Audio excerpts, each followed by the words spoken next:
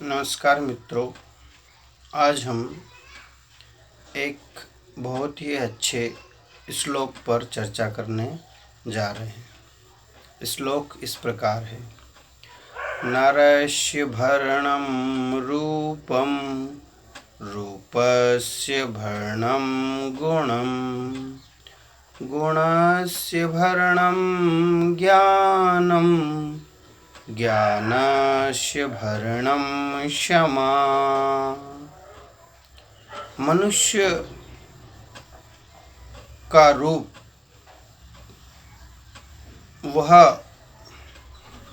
सब लोगों में जो चर्चा होती है कि कितना व्यक्ति सुंदर है, उसका रूप वह महत्वपूर्ण है। और रूप से भी ज़्यादा विशेषता गुण की है। नरस्य भरणम रूपम, नरों में रूप की चर्चा होती है।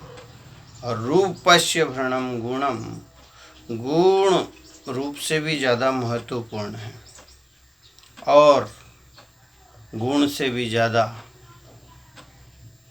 महत्वपूर्ण ज्ञान होता है और ज्ञान से भी ज़्यादा महत्वपूर्ण क्षमा।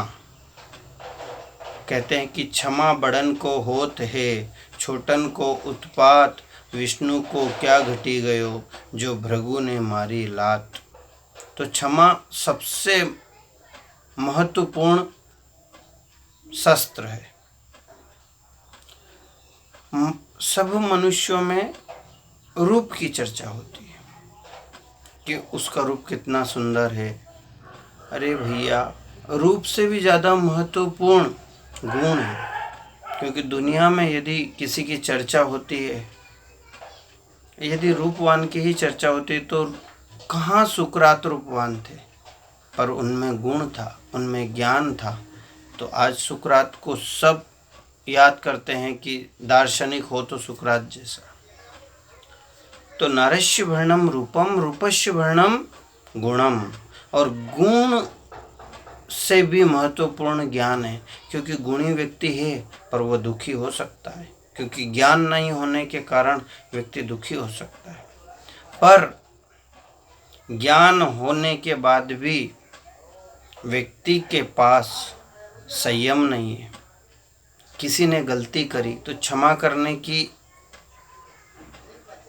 अपने अंदर भाव नहीं है, तो वह व्यक्ति ज्ञानी होते हुए भी दुखी रहेगा। क्योंकि जीवन है, सुख दुख, मान अपमान, सम्मान, यश अपयश, ये सब हमें मिलेगा ही मिलेगा। इसलिए हमें इस बात का ध्यान रखना है कि ज्ञान होने के बाद भी व्यक्ति दुखी हो सकता है। उसका विवेक यदि जागृत नहीं रहा तो सम्मान में उलझ जाएगा और अपमान में दुखी होगा, यश में फूल जाएगा और जब उसकी कहीं निंदा होगी तो दुखी होगा। पर यदि आपके पास क्षमा रूपी शस्त्र है तो आप दुखी नहीं हो सकते। क्यों? कि ईसा मसीह ने कहा है कि इन्हें पता नहीं है कि ये लोग क्या कर रहे हैं। इसलिए क्षमावान व्यक्ति जिसमें ज्ञान है, वो क्षमा करने की यदि अपने में भाव रखता है तो वो दुखी नहीं होगा। क्यों? क्योंकि इन्हें पता ही नहीं कि ये क्या कर रहे हैं। तो क्षमा बहुत बहुत इन सब में महत्वपूर्ण है। रूप से ज़्यादा गुण का स्थान ऊपर है और गुण से भी ज़्यादा ज्ञान का, और ज्ञान से भी ज़्यादा महत्वपूर्ण है क्षमा। क्षमावान व्यक्ति कभी दुखी नहीं होगा। जो क्षमा कर सकता है वही तो बड़ा व्यक्ति। बाकी सभी तो लोग जीवन में दुखी है।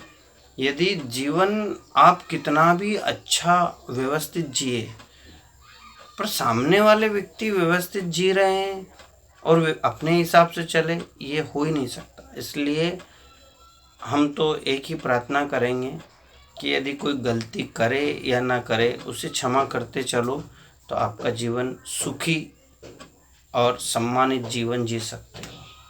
आज इतना ही। मैं शिक्षक अशोक निम्बोला अपनी बात को यहीं विराम देता हूँ।